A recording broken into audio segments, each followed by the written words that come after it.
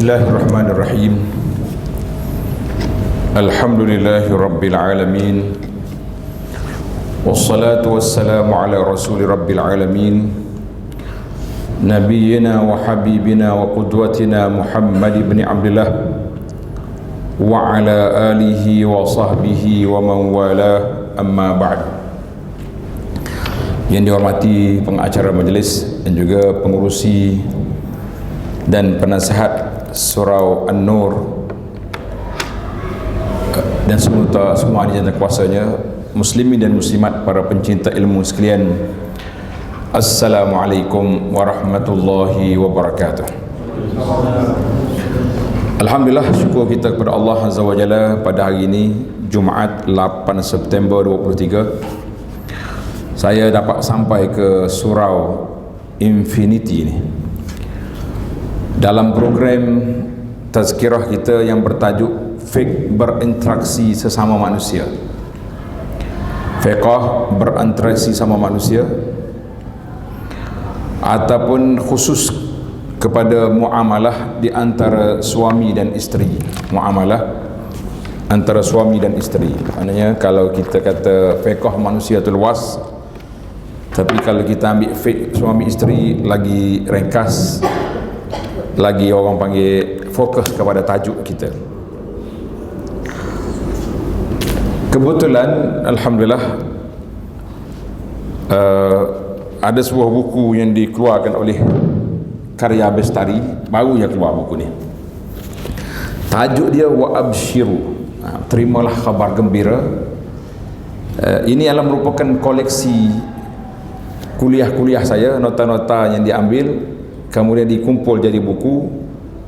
Jadi kita tengok tajuk yang diberi ini ada dalam bab yang ke-10 di muka surat 153. Yang ada buku tu boleh tengok muka surat bab yang ke-10, membentuk perkahwinan yang diredai oleh Allah Azza wa Jalla. Jadi bila kita berkahwin, tujuan kita kena letak yang pertama sekali, tujuan dia mencari keredaan Allah Azza wa Jalla. Barulah semua apa yang kita buat dapat pahala, termasuk duduk dengan isteri dapat pahala. Salah satu daripada agenda yang Nabi kita tak suka, iaitulah berbual-bual selepas solat Isya. Lepas solat Isya kita bersembang sampai tengah malam. Itu di antara agenda yang tidak disukai oleh Nabi SAW, kecuali mesyuarat untuk perang, untuk masalah dakwah, dan tidak termasuk dalam larangan perbualan di antara suami dengan isteri. Itu yang jadi. Kita pula kalau buang dengan suami isteri cepat je lena.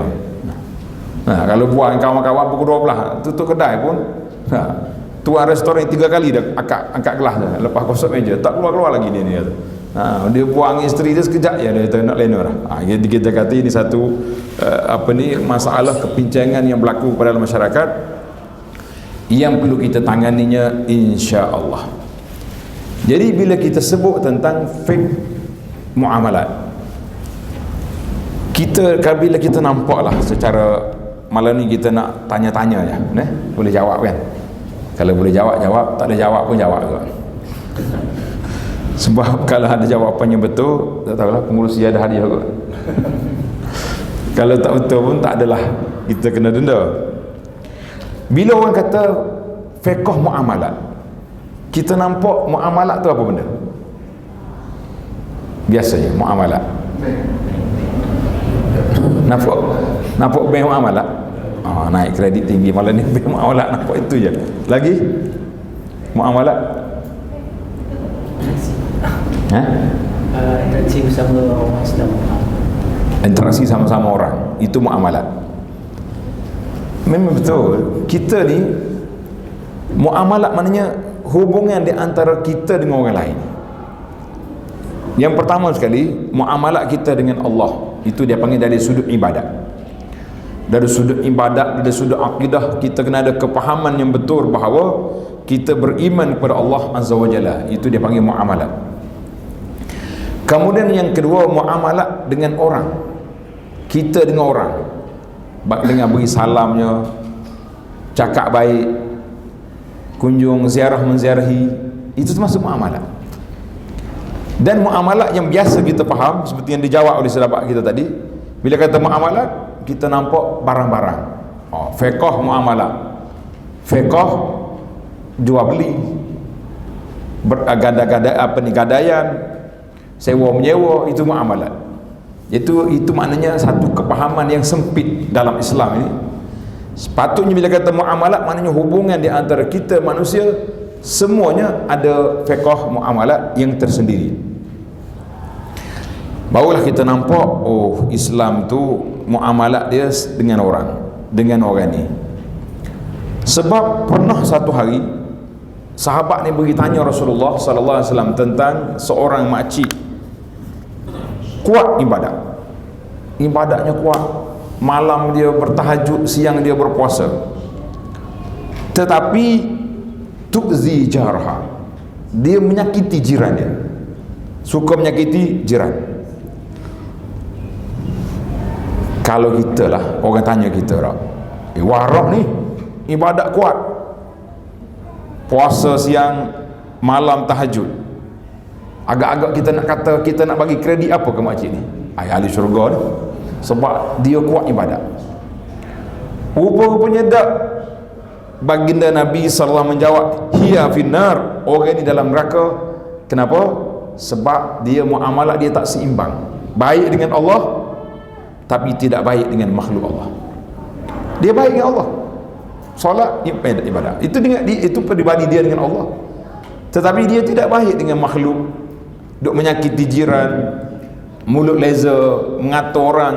Maka Nabi SAW tetap meletakkan orang ni hiya finnar, orang ni akan masuk dalam neraka, wal'iyazubillah. Maka kita kena sedar, kita kena faham bahawa kita ni mesti ada semua. Dalam bahasa yang sering diguna oleh sebahagian pendakwah, dia kata hablum minallah dengan hablum minan nas. Mana hubungan kita dengan Allah dan hubungan kita dengan manusia mesti selari. Jadi para jemaah sekalian, alhamdulillah, itu yang kita nak bincangkan tentang muamalat suami isteri. Apa yang patut kita buat? Kita mengatakan alhamdulillah, di antara usus ataupun asas yang utama sekali dalam perbincangan kita ni yang kita kena letak, iaitulah sebagaimana Allah SWT sebut dalam Al-Quran. Tengokkan yang ada kitab muka surat 154 dalam surah Ar-Rum, a'udzubillahi minasyaitonirrajim, wa min ayatihi an khalaqa lakum min anfusikum azwaja litaskunu ilaiha wa ja'ala bainakum mawaddatan wa rahmah inna fi dhalika la ayatin liqaumin yatafakkarun. Allah Ta'ala mula dengan wa min ayatihi, di antara tanda-tanda.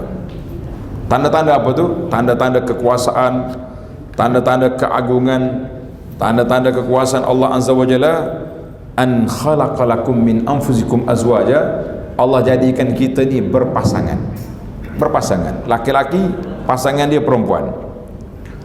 Mari zaman Nabi Lut, laki-laki nak kahwin dengan laki-laki.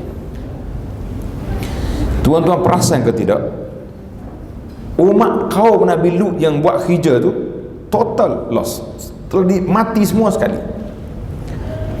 Tetapi yang tak matinya siapa? Siapa yang tak mati? Kenapa boleh hidup balik? Kalau kita tanya, kenapa peristiwa yang berlaku pada kaum Lut itu diulang balik? Kenapa? Jawabnya sebab yang tak matinya syaitan yang menggoda manusia buat kerja jahat tu tak mati. Jadi ni berbalik. Sehingga kan ahli fikir mengatakan, dia kata ajaran sesat ke, perbuatan buruk, perbuatan jahat ni ke, dia ni macam api dalam sekam. Tahu sekam orang tanah padi tu, dia tak padam. Api tu akan ada, bila mari angin keluar balik dia punya api. Maknanya demikianlah yang berlaku pada manusia ini. Zaman Nabi Lut sudah habis, semua sekali sudah mati, sehingga dibalik bumi, terbalik bumi, dilontar, dihujan dengan batu. Tapi kenapa timbul balik sekarang? Manusia laki-laki nak kahwin dengan sama laki-laki, perempuan sama perempuan, telah diiktiraf oleh sebahagian tempat, kita kata. Maka itu adalah amalan-amalan yang ditunjuk oleh syaitan, bahawa mereka boleh kembalikan semula, recycle balik peristiwa-peristiwa yang sudah berlaku di zaman ini. Jadi kata itulah kata ahli sejarah, at-tarikh yu'idu nafsahu, sejarah ni akan berulang balik, tetapi yang berbezanya watak pelakon. Peristiwa sama. Kalau kita cari watak Fir'aun zaman dulu, ada zaman kita. Watak Abu Jahal lagi dekat. Abu Jahal taklah jauh sangat, baru 1400 tahun lebih. Jadi watak-watak sudah ada. Maka Allah Ta'ala sebut dalam ayat ini, wa min ayatihi, di antara tanda-tanda keagungan, kekuasaan Allah Azza wa Jalla, Allah jadikan kamu berpasangan. Itu salah satu daripada ajaib. Tujuan apa? Litaskunu ilaiha, supaya kamu tenang hidup bersama dengannya. Jadi tujuan orang kahwin ini litaskunu ilaiha. Tengok bahasa Al-Quran.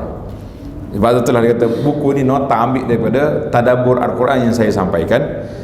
Allah nak kita litaskunu ilaiha, supaya kamu tenang apabila bersama dengan, duduk dengan isteri. Isteri pun sama juga.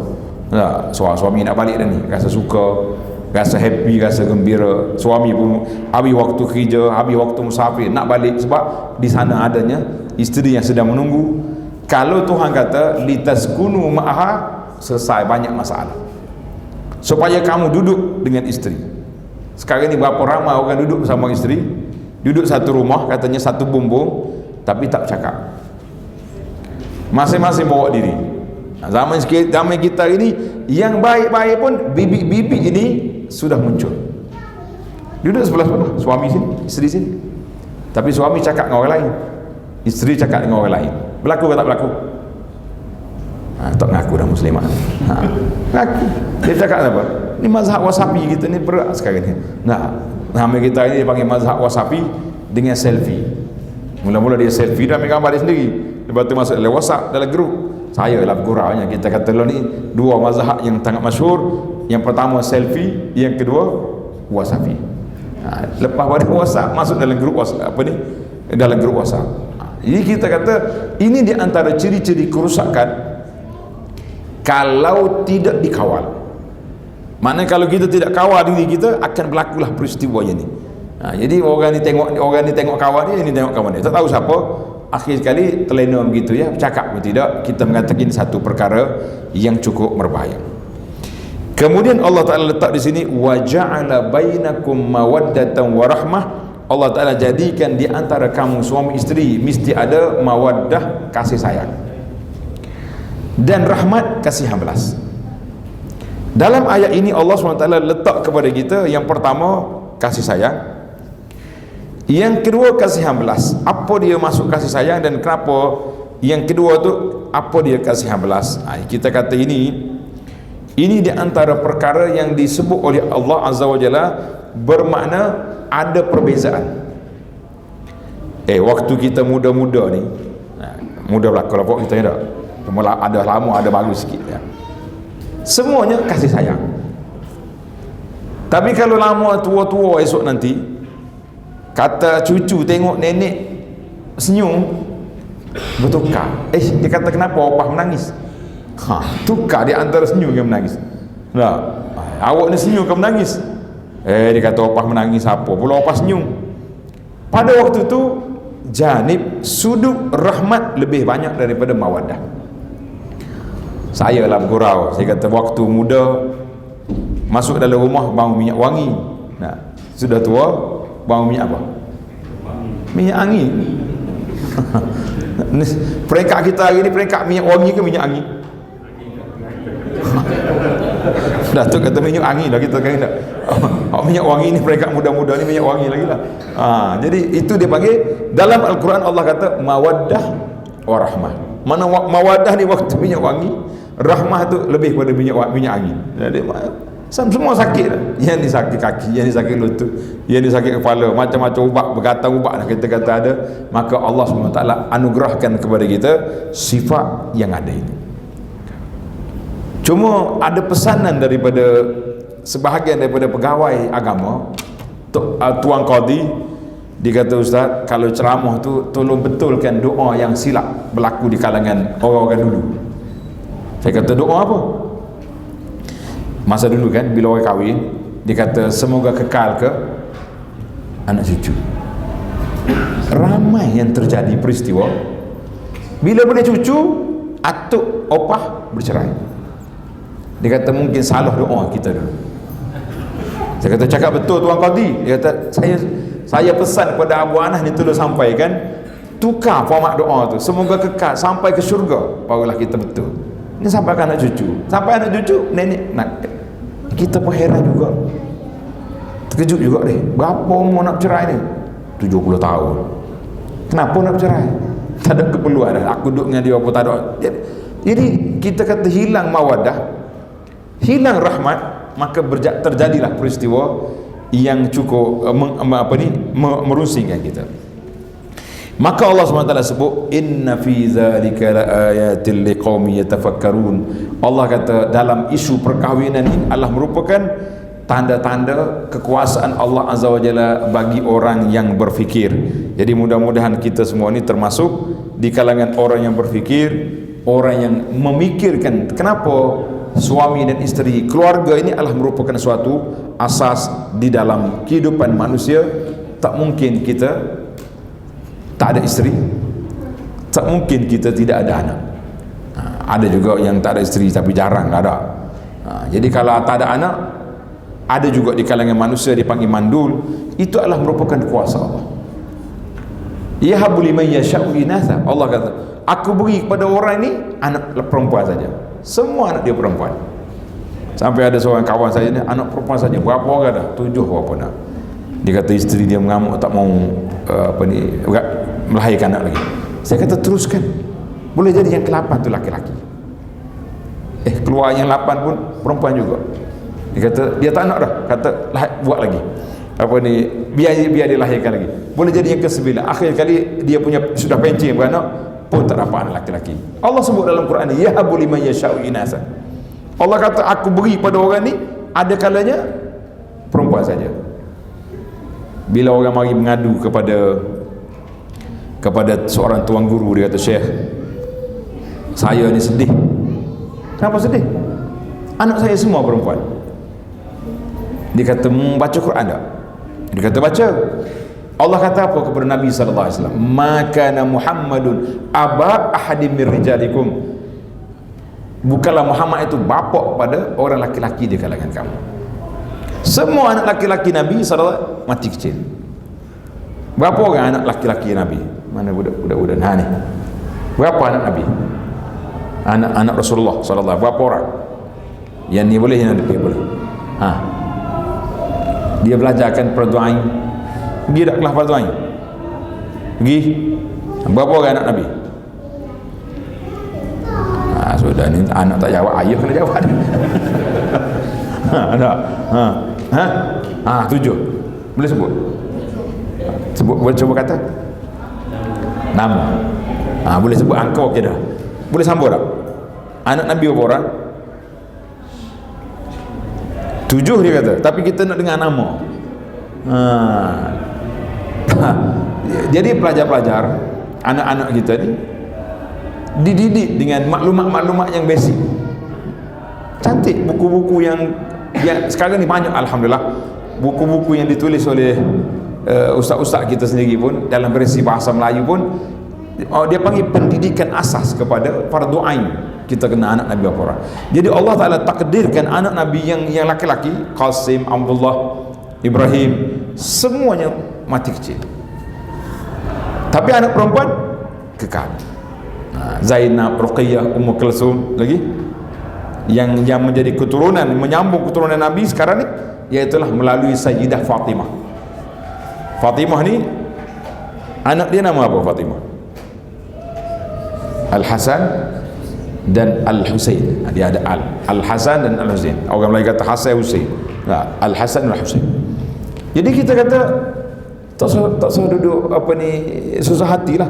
Allah pilih para anbiya, kebanyakannya anak dia perempuan. Barulah kawan kita tenang, tapi tenang bodah. Pencen lah, ambil anak. Ada orang wa yahabu liman yasha'u dzukura, ada yang Allah Taala beri laki-laki semua. Semua laki-laki. Ada di kalangan kita semua laki-laki.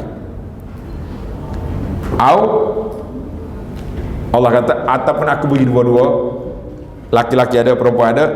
Wa yaj'alu man yasha'u aqima, yang kategori yang ketiga, yang keempat, ada yang Allah kata aku jadikan mereka ni tak ada anak, tak ada zuriat. Bila orang tak ada zuriat, adakah dia rasa susah? Ramai di kalangan kita ambil orang biasa, kita susah nak kesan. Tapi bila kalau kita tengok kepada sejarah para ulama-ulama yang besar, kibar ulama, ada sebuah buku yang ditulis, nama dia Al-Ulama Al-Uzzab, ulama yang tak kahwin. Satu senarai. Tadi ustaz kata kena kahwin, ni senarai ulama tak kahwin. Kenapa pula? Dia tak kahwin bukan sebab tak nak, tak sempat. Ada yang keluar masuk penjara, nak kahwin dengan siapa? Keluar masuk penjara kejap, masuk balik. Ada yang tak sempat nak tidur. Contohnya Imam Nawawi rahimahullah ta'ala, dia kata dia tak sempat nak tidur sebab apa? Sebab dia tak menulis kitab. Akhir sekali dia meninggal pada umur 45 tahun, tak tinggal anak. Tapi kita kata Allah SWT awadahullahu khairah, Allah Ta'ala ganti dengan yang lebih baik daripada anak sendiri. Hari ni tuan-tuan kalau pergi dengan kuliah maghrib, kuliah subuh, pasti kita akan terdengar nama qala Nawawi rahimahullah ta'ala, berkata Imam Nawawi rahimahullah ta'ala bagi rahmat. Walaupun tak ada anak, tapi yang menyambung lidah dia, kitab-kitab dia dan doa para muslimin sepanjang zaman, kita mengatakan itulah tanda Allah SWT kata kalau tak ada anak, tak ada zuriat sendiri, insya-Allah ada lagi zuriat lain yang akan menyambung kebaikan yang kita buat. Jadi alhamdulillah, ayat ini bila kita tadabbur, kita perhati, sehingga Allah Ta'ala sebut inna fi zalika laayat. Perkahwinan itu sendiri merupakan ayat, tanda-tanda kekuasaan Allah Azza wa Jalla. Maka disitulah kata di para ulama, yang pertama sekali, ciri-ciri kalau kita nak cari pekoh muamalah kita dengan isteri, yang pertama sekali, cari isteri yang baik. Macam mana nak baik? Yang baik itu selain daripada keturunannya, rupa parasnya, iaitulah orang yang tahu agama, orang yang belajar agama. Jadi maka kita ambil yang ni, kata Nabi SAW, tunkahul mar'atu lima li arba. Mungkin seorang perempuan tu dikahwin dengan sebab 4 perkara. Yang pertama, kerana dia ada harta banyak, orang minat dia sebab dia kaya. Auli jamaliha, sebab dia cantik, comel, bertaraf ratu cantik dia ni, rupa dia. Auli hasabiha, keturunan dia, bangga gitu, dia boleh kahwin dengan anak siapa tu? Anak fulan, orang besar, anak tuan syekh, anak tu imam, anak yang penting keturunan. Ataupun dia kahwin semata-mata kerana agama, maka Nabi kata fazfar bizatid din taribat yadak. Kalau mau ambil yang agama, itulah yang terbaik, sebab bila ada agama dia akan kawal yang lain-lain biiznillahi azza wa jalla. Cuma bila peraturan-peraturan yang kita disebut oleh Allah azza wa jalla, iaitulah apabila berlakunya persetujuan di antara laki-laki dengan perempuan, Nabi kita suruh tengok calon tu kena kenal. Tak boleh pakai, sekarang ni ramai orang kenal melalui internet. Dalam internet dia boleh tukar rupa, comel orangnya dah. Bila jumpa depan, lain macam je, macam jerawat banyak. Baru ni saya jumpa seorang pakcik, dia mari, kata awak mari mana ni? Dia kata mari daripada jiran kita, negara jiran. Kenapa? Nak mari kahwin dengan orang di Korea saja, di Sungai Durian. Saya kata mu duduk di Indonesia, mari nak kahwin sini, mana kau jumpa? Sebab kita tahulah makcik yang dia nak kahwin tu tak pernah keluar kawasan pun. Oh, dia kata dia jumpa dalam Facebook.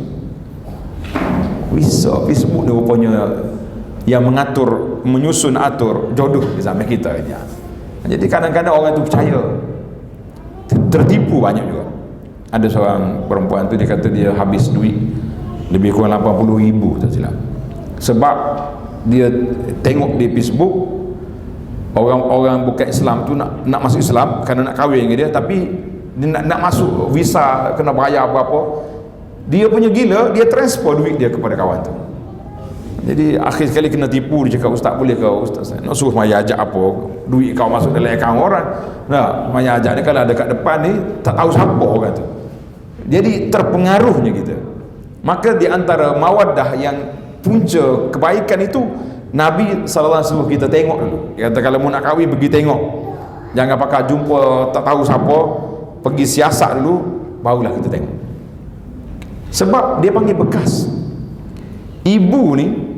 Ibu taklah bekas untuk melahirkan zuriat yang kita nak. Mak dia tu. Jadi kena cari bekas yang baik, barulah acuan yang baik. Insya-Allah barulah dia boleh jadi yang baik. Kemudian tengok di muka surat 161, tanggungjawab. Manusia hari ni bila sudah kahwin, dia besar kepala jadi. Tahu besar kepala? Dia kata awak isteri saya, awak kena taat pada saya. Sedap juga ayat dia tu. Nah, memanglah isteri kena taat suami, tapi kena ingat taat kepada suami bukan taat mutlak sebagaimana kita taat kepada Allah dengan Rasul sallallahu alaihi wasallam. Ketaatan yang ada batasan. Ketaatan yang ada batasan. Selagi dia beri suruh kita taat dan dia sendiri taat kepada Allah azza wajalla, maka isteri mesti taat. Tapi kalau ada dia apa ni, dapat suami yang pelik, dia kata awak dah jadi isteri saya, tak boleh lagi nak tutup aurat. Wajib ke muslimat taat suami lagi ni? Tak wajib. Saya jumpa seorang orang Malaysia duduk kerja di Arab Saudi. Arab Saudi kan orang pakai tudung lah ke, pakai baju abaya hitam. Isteri dia tak mau tudung. Kita pun tanya kawan-kawan, kenapa dia ni tak seorang tak bertudung? Biasanya orang tak bertudung di Arab Saudi ni nurse, pekerja-pekerja luar yang bukan Islam, yang non-Muslim. Tapi dia termasuk salah seorang Malaysia yang berwatak non-Muslim, berwatak bukan orang Muslim. Bila kawan-kawan dia bagi tahu dia tu, ustaz, suami dia cakap tak boleh tudung sebab dia ni suka tengok perempuan. Jadi saya suka tengok perempuan, tengok orang. Jadi kalau orang tu bertudung saya tak suka. Jadi oleh kerana saya tengok orang, saya nak suruh orang tengok bini saya. Kita kata ini satu jenayah yang dibuat oleh seorang suami yang tidak bertanggungjawab kepada isteri. Sepatutnya dia yang melindungi isteri, bukan dia yang buat satu akta SOP yang bercanggah dengan syariat. Jadi sepatut isteri dia tak payah taat. Cuma bila kita kata tanggungjawab, setakat mana tanggungjawab? Tengok. Yang pertama, hendaklah berbuat baik kepada isteri dan suami bergaul dengan mesra. Maknanya buat baik. Sebab kita ambil anak orang ini, Nabi SAW sebut dalam hadis ketika Hajjatul Wada. Tahu Hajjatul Wada? Hajjatul Wada ni waktu Nabi kita haji terakhir, ya? Salah satu daripada ucapan yang sangat masyhur yang disebut oleh Nabi SAW dalam Hajjatul Wada, iaitulah khutbah dia di Arafah. Salah satu dari isu yang disebut, Nabi kata istausu bin nisa'i khairah. Aku pesan kepada kamu, jagalah wanita-wanita kamu dengan baik. Akhaztumuhun nabi amanatillah, kamu ambil wanita itu sebagai amanah daripada Allah azza wajalla. Kita ambil anak orang, mak ayah dia sayang sangat-sangat pada anak, betul tak? Bila orang mari nak pinang anak kita, sayang tak sayang anak kita? Kita jaga dia daripada budak sampai besar. Tiba-tiba suami mari ambil, tiba-tiba dia ambil, dia tak bertanggungjawab, tidak beri kasih sayang yang baik, tak beri nafkah dengan sepenuhnya. Maka kita mengatakan ini satu tanggungjawab yang cukup berbahaya. Jadi Nabi kita berpesan mengambil anak orang itu amanah daripada Allah azza wajalla. Maka Nabi SAW salah satu daripada model contoh, Nabi mengatakan khairukum li ahli. Orang yang paling baik di kalangan kamu iaitulah orang yang buat baik kepada isteri dia. Wa ana khairukum li ahli. Aku orang yang paling baik kepada keluarga aku. Sekarang ni, hari ni timbul isu dalam Facebook. Panggil apa isu? Dia kata kalau sayang ke isteri, kenapa kahwin lain? Oh, ayat dia panjang pula, kita pun tak berani nak terbuka malam ni sebab nampak muslimah ada sebelah ni. Jadi pasal dia kata ustaz, lamanya suruh berhenti tak ada habis. Nabi SAW, rahsia dia kenapa Allah Ta'ala izinkan Nabi berkahwin. Orang lain kalau paling berani pun 4, tapi Rasulullah tidak, lebih daripada 4. Semasa isteri ada 9 orang. Mari pula bangun puak-puak liberal, puak-puak yang menentang Islam ni, dia kata Nabi ni ikut nafsu. Kita kata tidak. Ada sebuah buku yang dijawab oleh seorang Syekh Sabuni rahimahullah, dia tulis Syubhat haula ta'addud zaujatin Nabi, suatu menjawab kekeliruan tuduhan orang bahawa Nabi SAW ni berpoligami dengan sebab nafsu. Dia jawab satu-satu. Kita malam ni tidak bercadang untuk jawab, cuma nak beritahu bahawa Rasulullah letak tanggungjawab yang pertama sekali, tanggungjawab suami dengan isteri, iaitulah tanggungjawab akhlak. Maknanya kita kena buat baik kepada isteri, sebab kita ambil dia tanggungjawab daripada ayah dia kepada kita. Cuma timbul soalan, kalaulah anak sudah dikahwin, ayah ni lepas terus total tanggungjawab ke masih lagi ada tanggungjawab kita? Setengah ayah tu gembira dia isytihar pada hari perkahwinan, alhamdulillah tanggungjawab saya sudah selesai. Tanggungjawab yang saya pikul kali ni telah diambil oleh suami. Kita kata betul lah, tanggungjawab suami itu ambil sebagai seorang suami, tapi sebagai bapa, sebagai ibu, kita masih lagi bertanggungjawab dengan anak kita, masih lagi bertanggungjawab dengan anak kita. Di antara tanggungjawab kitanya iaitulah tanggungjawab nasihat. Tanggungjawab nasihat. Tengok dua orang ni ada masalah, ada masyakkah, jangan pula anak, ayah, ibu mudah aja keluar kata-kata, tak apa, orang tak nak, kita sanggup bela semula anak di rumah. Itu ayat nak pisahkan suami isteri. Sepatutnya bila ada masalah, kita yang pergi jumpa, panggil menantu, mari anak, dah ada masalah apa, mak dengar pelik-pelik ni berlaku, apa yang tak kena, apa yang salah. Sepatutnya itu muamalat kita perbetulkan, bukan dia jadi batu api. Allah. Dalam hidup saya jumpa seorang ustaz, kerja dia relax, dia semua keputusan dia simple je. Orang mari tanya, ustaz, saya nak minta nasihat, isteri ni tak baik ke, suami tak baik. Senangnya dia kata, apa dia? Cerai. Kata mudah demo. Orang Kelantan kata mudah demo. Semua benda suruh cerai belakang. Dalam Islam Allah Ta'ala perintahkan fab'atsu hakaman min ahli. Kita kena lantik juru penasihat. Hakam ni mana orang tengah yang boleh menyelamatkan rumah tangga. Dia ada semua benda lepas lalu. Kita katalah itu satu kesilapan yang cukup besar. Jadi kita yang kena tanggungjawab yang pertama ni, tuan-tuan dan para jemaah sekalian, yang kita kena sedar, tanggungjawab kita bukan hanya makan minum, tapi tanggungjawab sebagai suami kepada isteri, tanggungjawab yang besar sekali dari sudut menjaga agama. Itu yang kita jarang ada bincang. Jaga agama macam mana? Isteri, suami kena belajar. Dia kata, ustaz, belajar apa? Saya kata, belajar fardu ain. Kita bila sebut fardu ain, termenung lalu, betul tak? Yang kita faham ya, bila sebut kelah fardu ain, kelah apa? Semaya lagi? Ataupun ada satu benda yang kita buat, ni kelah fardu ain ni. Kalau malam ni kita kata malam ni pengajian fardu ain, agak-agak yang datang ni orang tua ke budak-budak? Sebab apa jadi budak-budak? Sebab kita mana tu nak pergi hantar anak fardu ain. Fardu ain itu bukan untuk budak-budak, untuk semua kita. Jadi kita salah faham istilah fardu ain dia jadi untuk budak-budak. Kita kata tak, bukan. Fardu ain itu mana satu ilmu yang wajib diketahui oleh semua orang, itu fardu ain.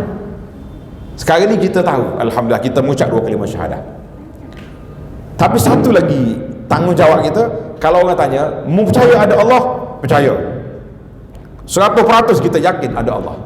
Alhamdulillah, kita orang beriman mesti percaya. Tapi kalau orang tanya lagi, manakah bukti dalil ada Allah? Boleh jawab tak boleh jawab? Macam mana Azman? Payah kena cari bukti ada Allah. Payah. Kita ambil pengalaman dia. Sila nak jumpa ada Allah tu macam mana? Dilihat keadaan sekeliling kita seperti udara yang kita sejuk. Kita tengok kepada makhluk-makhluk ciptaan Allah Ta'ala. Betul. Orang Badui pada pasir kan, hidup dia dengan unta. Dia kata al-ba'ratu tadudu alal ba'ir. Tahi unta ni menunjukkan ada ibu unta kat sini. Ada makhluk, mesti ada Tuhan. Itu yang analisa dia buat. Tapi kalau orang tanya kita, awak tahu ada Allah? Tahu. Mana bukti ada Allah? Ayah saya kata. Tak sempurna iman dia. Sebab dia sendiri tak yakin. Dia kata ayah dia bagi tahu. Itu dia panggil tanggungjawab yang pertama, mantapkan kepahaman kita tentang agama. Kalau kita, ya Allah saya nak ajar macam ustaz saya pun tak pandai, tak ada masalah. Sekarang ni kelas-kelas ilmu ada. Tak cukup ilmu depan, kita cari ilmu alam maya. Nah, sekarang ni ada satu lagi alam, dia panggil alam maya. Ada sahabat kita ni, dia belajar alam maya. Dia beli buku. Alhamdulillah, di antara usaha yang saya usahakanlah untuk memberi ilmu dan maklumat kepada para jemaah. Semua kuliah kita yang mengaji berkitab, kita ada rakaman, akademi kita susun dengan baik. Siri 1, siri sampai 30, sampai 150 siri ada. Semua susun. Jadi dia belajar. Tiba-tiba ada orang mari cakap. Dia kata, awak belajar dengan siapa? Nih, dia tunjuk dalam skrin dia. Hei, dia kata belajar tak ada guru. Dia pun baca kata-kata hikmah orang dulu, siapa yang tak belajar tidak dengan guru, maka syaitanlah guru dia. Dia mari tanya saya tu, nampak macam menggigil dia. Saya dah khatam kitab ni, adakah saya belajar? Tak betul. Saya kata, waktu awak belajar tu, awak tengok apa di skrin? Tengok Abu Anas. Dia tengok saya. Lepas tu sampai hati kau kata aku tu syaitanlah guru dia. Dia kata macam mana? Yang syaitan guru tu geng-geng ajaran sesat tu. Dia ambil Quran, dia baca sendiri, dia tafsir sendiri. Ada satu kumpulan orang, dia kahwin 9 orang. Dengar cerita boleh. Bagus orang sini tak tengok internet. Dia kahwin 9 orang sebab dia kata dalam Quran Allah Ta'ala sebut kahwinlah dengan perempuan tu masna 2, wa sulasa 3, wa ruba 4. 2 campur 3 berapa? 5 campur 4 sampai 9. Quran suruh. Nak kata apa? Itu contoh sistem ajaran sesat. Ini yang dikatakan belajar tak ada guru. Guru mana tafsir macam tu selain daripada dia? Itu dia panggil guru tak ada guru. Jadi kita kena belajar alam maya ke alam nyata, mesti kita kena buat. Yang kedua, hendaklah hubungan yang dijalinkan bukan semata-mata hubungan di tempat tidur atau memenuhi kehendak syahwat, tetapi hubungan kita sebagai sahabat, sebagai teman, sebagai ibu yang akan melahirkan zuriat.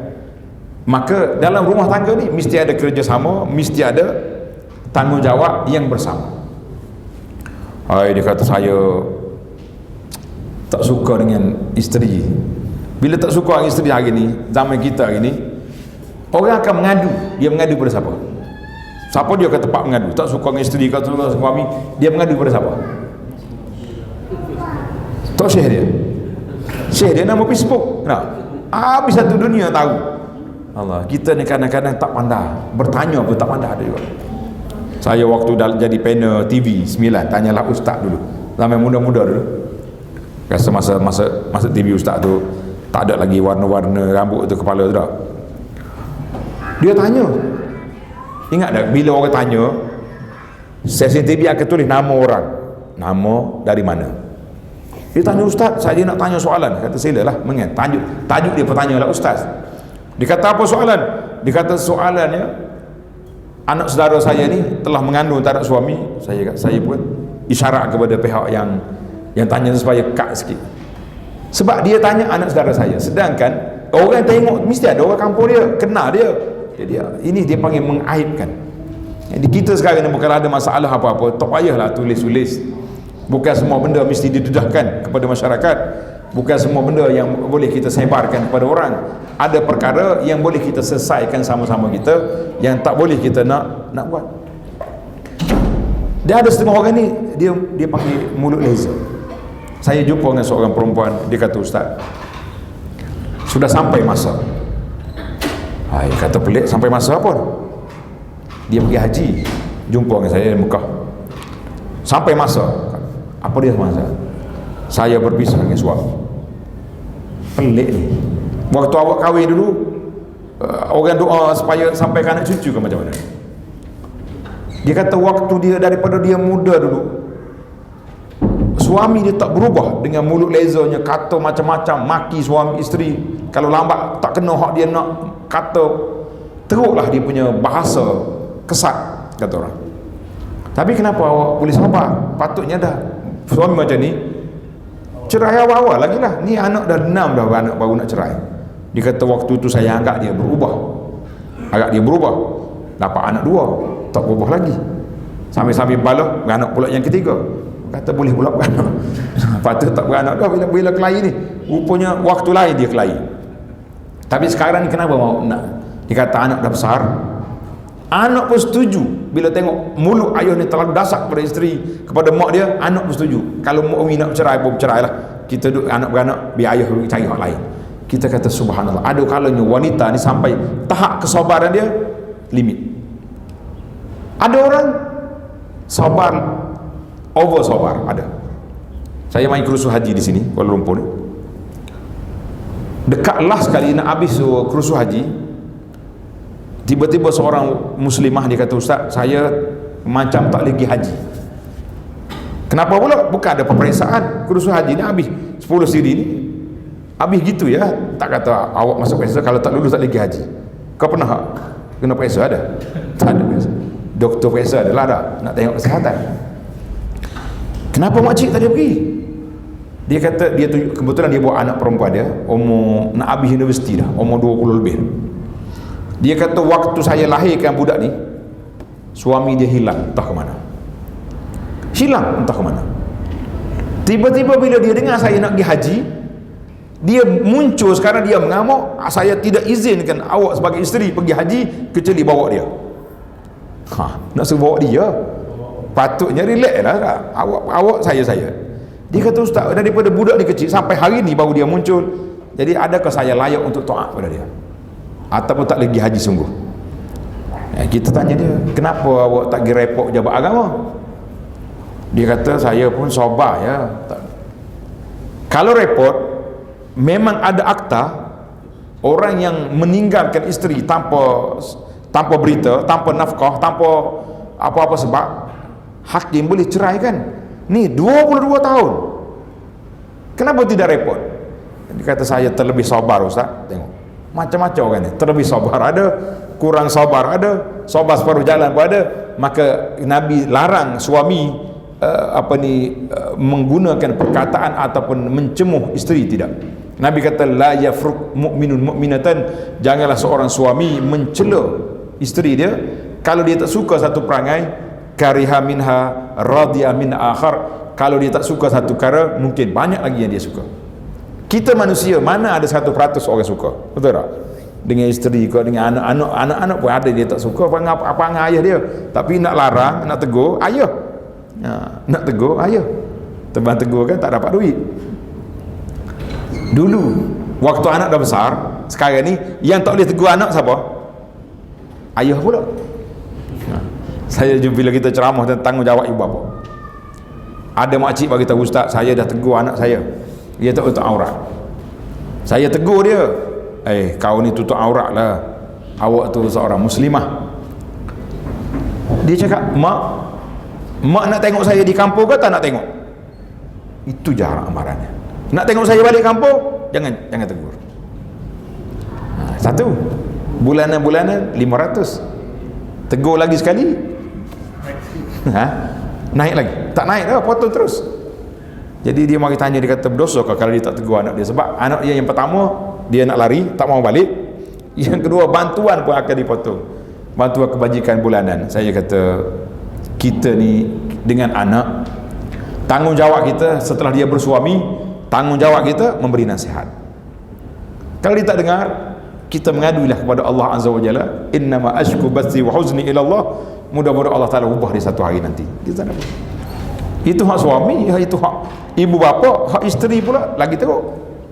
Dengar ada cerita suami cancel doa bini. Dengar ada tak? Tak dengar lagi, tak dengar kita cerita.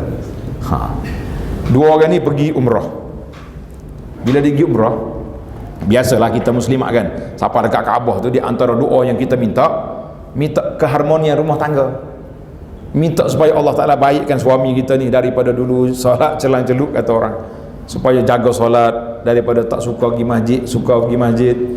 Salah satu daripada doa dianya, ya Allah ya Tuhanku, anugerahkanlah kepada suamiku ni kesedaran untuk berhenti merokok.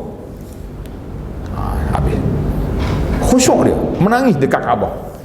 Balik ke lobi hotel, jumpa dengan suami, bersalam, terima kasih abang kerana bawa saya mari. Hari ni saya doa khusus untuk awak. Oh, dia kata, kau doa apa? Banggalah dia tu. Dah, doa suruh akhlak baik, boleh terima lagi, senyap lagi. Sampai bak rokok, aku suruh engkau, Allah Ta'ala anugerahkan kau boleh berhenti rokok. Dia kata, kau doa tu, doa. Dia angkat tangan selalu. Ya Allah ya Tuhan, aku minta tolong cancel balik ni. Doa cancel. Ada juga punyalah dia punya haru, suruh minta Allah Ta'ala cancel balik doa yang tadi. Yang lain-lain tak apa, jaga solat tak apa, rokok jangan. Saya pergi hospital di Kota Baru, ada budak pakai baju masuk hospital, dia tulis kat besar kat belakang, biar putus cinta jangan putus rokok. Kata ni, kes ni berat ni, kalau kita larang ni bergocoh hari ni kata. Tak boleh nak buat apa. Baiklah, yang terakhir, lepas ni kita buka soal jawab, boleh tanya tentang sebab tajuk ni terlalu panjang. Tanggungjawab kita satu lagi selain daripada kita bertanggungjawab beri kasih sayang, selain daripada ini, iaitulah tanggungjawab kita suami isteri dari sudut hubungan dengan keluarga. Ada kalanya takut kepada isteri, sampai nak pergi ziarah mak pun tak boleh. Takut kepada suami, nak balik rumah mak pun tak boleh. Kita kata ini di antara kepincangan yang berlaku dalam masyarakat. Kita mengatakan bila orang ni, kita kena ingat, bila seorang tu kahwin dengan isteri dia, mak dia tu mak kita.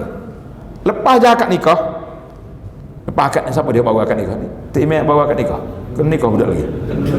Tak boleh tanya ni, inilah hak bagus sikit.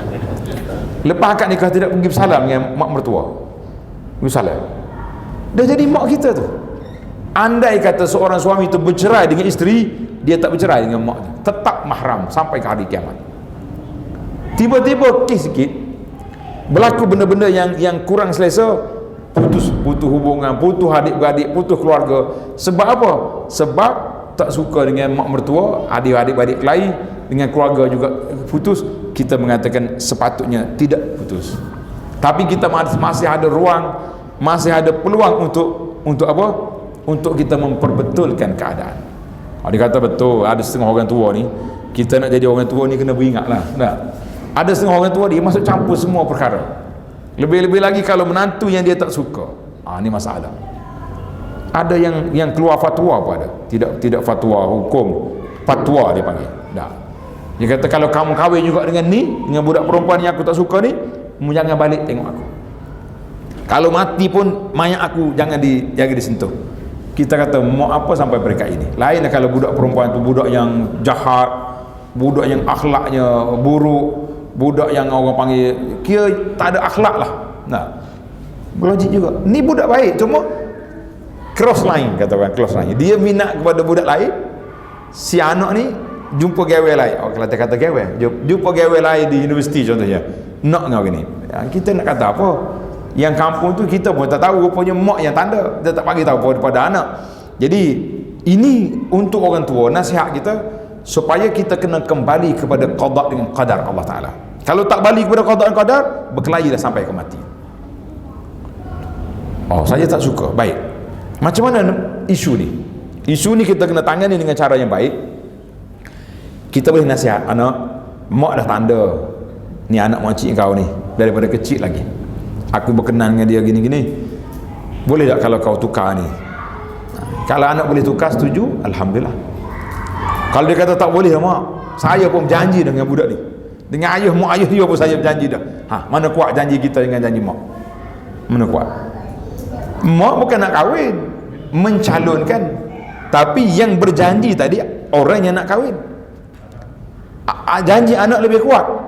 Maka di situ setelah perundingan yang tidak berjaya, ketika itulah kita kena kembali kepada qada dengan qadar, kembali kepada takdir Allah Azza wa Jalla. Kalau tidak, memang kita akan jadi stres, kita akan terlupa. Itu di antara sebab pentingnya ilmu. Dari salah satu daripada rukun iman, beriman dengan qada dan qadar. Loss di sini banyak perkara yang kita akan hilang dari sudut kepahaman pegangan agama. Itu cukup berbahaya. Jadi para jemaah sekalian, alhamdulillah, itu sajalah ringkasan kitanya. Secara umum fiqh berinteraksi hubungan di antara suami isteri dan kekeluargaan dalam masyarakat kita. Mudah-mudahan ada faedahnya pada kita sini. Dan dalam buku ni bab yang ke-11 kita buat tajuk khas, menghargai peranan isteri. Yang ni kalau kita nak bincang, kita bincang semula lah tajuk dia ni. Kalau tidak, panjang pula. Subhanakallahumma wa bihamdika asyhadu an la ilaha illa anta astaghfiruka wa atubu ilaik. Wa sallallahu ala nabiyyina Muhammad wa ala alihi wa sahbihi ajma'in walhamdulillahi rabbil alamin.